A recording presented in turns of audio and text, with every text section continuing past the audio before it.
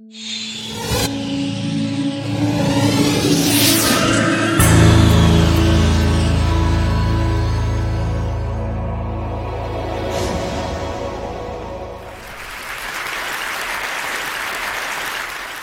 I should have a daughter, instead of mom, she's going to call me Point B.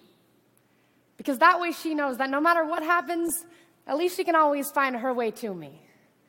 And I'm going to paint the solar systems on the backs of her hands. So she has to learn the entire universe before she can say, oh, I know that like the back of my hand. And she's going to learn that this life will hit you hard, in the face, wait for you to get back up just so it can kick you in the stomach. But getting the wind knocked out of you is the only way to remind your lungs how much they like the taste of air. There is hurt here that cannot be fixed by Band-Aids or poetry. So the first time she realizes that Wonder Woman isn't coming, I'll make sure she knows she doesn't have to wear the cape all by herself. Because no matter how wide you stretch your fingers, your hands will always be too small to catch all the pain you want to heal. Believe me, I've tried. And baby, I'll tell her, don't keep your nose up in the air like that. I know that trick. I've done it 1,000,000 times. You're just smelling for smoke, so you can follow the trail back to a burning house so you can find the boy who lost everything in the fire to see if you can save him. Or else, find the boy who lit the fire in the first place to see if you can change him. But I know she will anyway, so instead, I'll always keep an extra supply of chocolate and rain boots nearby, because there is no heartbreak that chocolate can't fix. Okay, there's a few heartbreaks that chocolate can't fix, but that's what the rain boots are for, because rain will wash away everything if you let it. I want her to look at the world through the underside of a glass-bottom boat, to look through a microscope at the galaxies that exist on the pinpoint of a human mind, because that's the way my mom taught me, that there'll be days like this, there'll be days like this, my mama said, when you open your hands to catch and wind up with only blisters and bruises. When you step out of the phone booth and try to fly, and the very people you want to save are the ones standing on your cape. When your boots will fill with rain and you'll be up to your knees in disappointment, and those are the very days you have all the more reason to say thank you. Because there's nothing more beautiful than the way the ocean refuses to stop kissing the shoreline, no matter how many times it's sent away. You will put the wind in winsome, lose some. You will put the star in starting over and over. And no matter how many landmines erupt in a minute, be sure your mind lands on the beauty of this funny place called life. And yes, on a scale from 1 to over-trusting, I am pretty damn naive. But I want her to know that this world is made out of sugar. It can crumble so easily, but don't be afraid to stick your tongue out and taste it.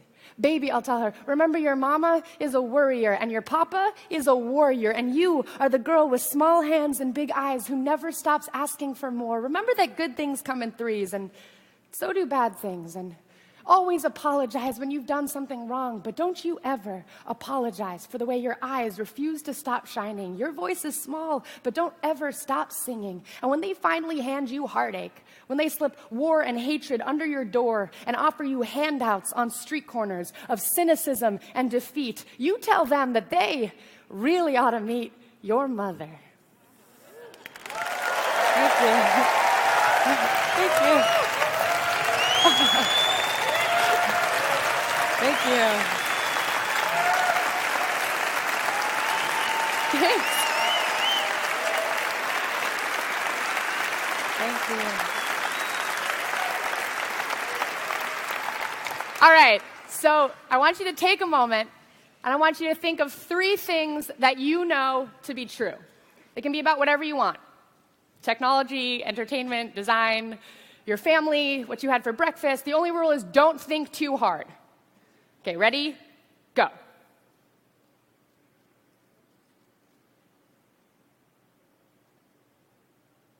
Okay, so here are 3 things I know to be true. I know that Jean-Luc Godard was right when he said that a good story has a beginning, a middle, and an end, although not necessarily in that order. I know that I am incredibly nervous and excited to be up here, which is greatly inhibiting my ability to keep it cool. And I know that I have been waiting all week to tell this joke. Why was the Scarecrow invited to TED? Because he was outstanding in his field. I'm sorry. Okay, so these are 3 things I know to be true. But there are plenty of things that I have trouble understanding. So I write poems to figure things out. Sometimes the only way I know how to work through something is by writing a poem. And sometimes I get to the end of the poem and look back and go, oh, that's what this was all about. And sometimes I get to the end of the poem and haven't solved anything, but at least I have a new poem out of it. Spoken word poetry is the art of performance poetry. I tell people it involves creating poetry that doesn't just want to sit on paper, that something about it demands it be heard out loud or witnessed in person. When I was a freshman in high school, I was a live wire of nervous hormones. And I was underdeveloped and overexcitable, and despite my fear of ever being looked at for too long, I was fascinated by the idea of spoken word poetry. I felt that my 2 secret loves, poetry and theater, had come together and had a baby I needed to get to know. So I decided to give it a try. My first spoken word poem, packed with all the wisdom of a 14-year-old, was about the injustice of being seen as unfeminine. The poem was very indignant and mainly exaggerated, but the only spoken word poetry that I had seen up until that point was mainly indignant, so I thought that that's what was expected of me. The first time that I performed, the audience of teenagers hooted and hollered their sympathy, and when I came off stage, I was shaking. I felt this tap on my shoulder, and I turned around to see this giant girl in a hoodie sweatshirt emerge from the crowd. She was maybe 8 feet tall and looked like she could beat me up with one hand, but instead she just nodded at me and said, "Hey, I really felt that, thanks." And lightning struck. I was hooked. I discovered this bar on Manhattan's Lower East Side that hosted a weekly poetry open mic, and my bewildered but supportive parents took me to soak in every ounce of spoken word that I could. I was the youngest person there by at least a decade, but somehow the poets at the Bowery Poetry Club didn't seem bothered by the 14-year-old wandering about. In fact, they welcomed me. And it was here, listening to these poets share their stories, that I learned that spoken word poetry didn't have to be indignant. It could be fun or painful or serious or silly. The Bowery Poetry Club became my classroom and my home, and the poets who performed encouraged me to share my stories as well. Never mind the fact that I was 14, they told me, write about being 14. So I did, and stood amazed every week when these brilliant, grown-up poets laughed with me and groaned their sympathy and clapped and told me, hey, I really felt that too. Now, I can divide my spoken word journey into 3 steps. Step 1 was the moment I said, I can do this. And that was thanks to a girl in a hoodie. Step 2 was the moment I said, I will continue. I love spoken word. I will keep coming back week after week. And step 3 began when I realized that I didn't have to write poems that were indignant if that's not what I was. There were things that were specific to me. And the more that I focused on those things, the weirder my poetry got, but the more that it felt like mine. It's not just the adage, write what you know. It's about gathering up all of the knowledge and experience you've collected up to now to help you dive into the things you don't know. I use poetry to help me work through what I don't understand, but I show up to each new poem with a backpack full of everywhere else that I've been. When I got to university, I met a fellow poet who shared my belief in the magic of spoken word poetry. And actually, Phil K. and I, coincidentally, also share the same last name. When I was in high school, I had created Project V.O.I.C.E as a way to encourage my friends to do spoken word with me. But Phil and I decided to reinvent Project V.O.I.C.E, this time changing the mission to using spoken word poetry as a way to entertain, educate, and inspire. We stayed full-time students, but in between we traveled, performing and teaching 9-year-olds to MFA candidates from California to Indiana to India to a public high school just up the street from campus. And we saw over and over the way that spoken word poetry cracks open locks. But turns out sometimes poetry can be really scary. Turns out sometimes you have to trick teenagers into writing poetry. So I came up with lists. Everyone can write lists. And the first list that I assign is 10 things I know to be true. And here's what happens. And here's what you would discover, too, if we all started sharing our lists out loud. At a certain point, you would realize that someone has the exact same thing or one thing very similar to something on your list. And then someone else has something the complete opposite of yours. Third, someone has something you've never even heard of before.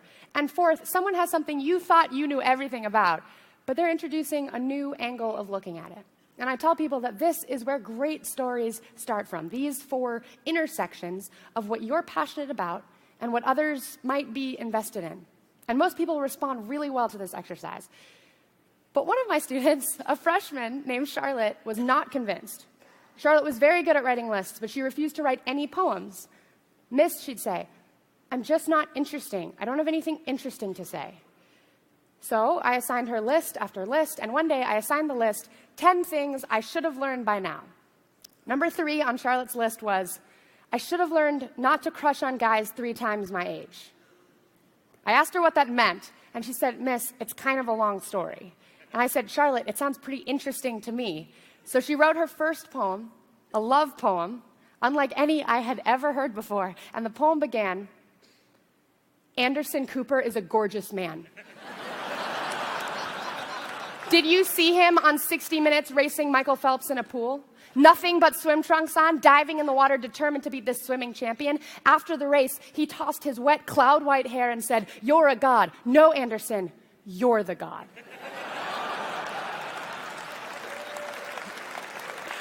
So, now I know that the number one rule to being cool is to seem unfazed, to never admit that anything scares you or impresses you or excites you. Somebody once told me it's like walking through life like this.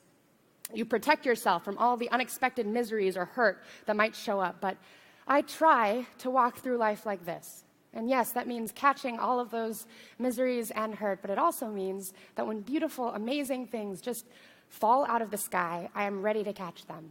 I use spoken word to help my students rediscover wonder, to fight their instincts to be cool and unfazed, and instead actively pursue being engaged with what goes on around them so that they can reinterpret and create something from it. It's not that I think that spoken word poetry is the ideal art form. You know, I'm always trying to find the best way to tell each story. I write musicals, I make short films alongside my poems, but I teach spoken word poetry because it's accessible. Not everyone can read music or owns a camera, but everyone can communicate in some way, and everyone has stories that the rest of us can learn from.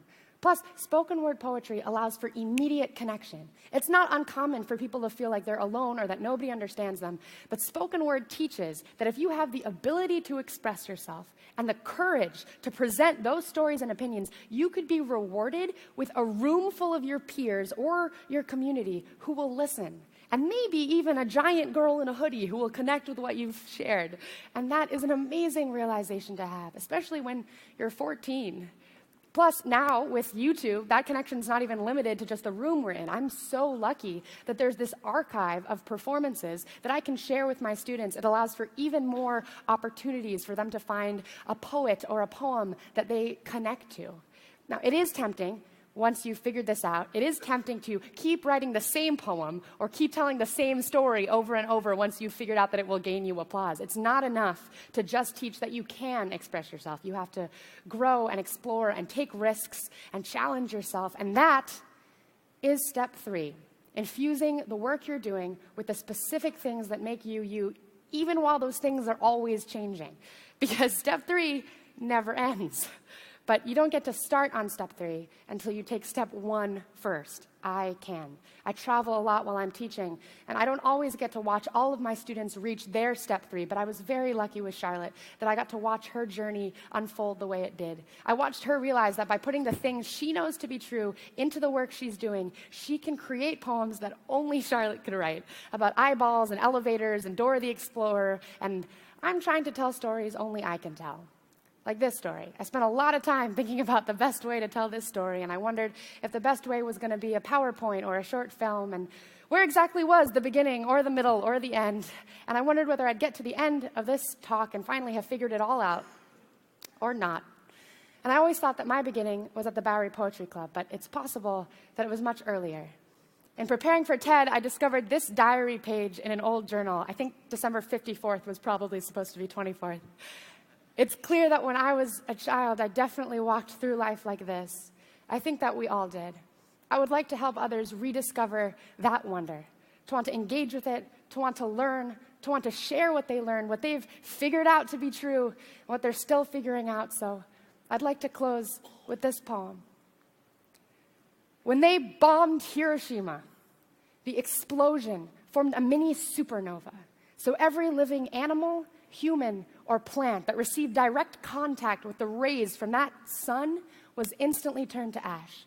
And what was left of the city soon followed. The long-lasting damage of nuclear radiation caused an entire city and its population to turn into powder.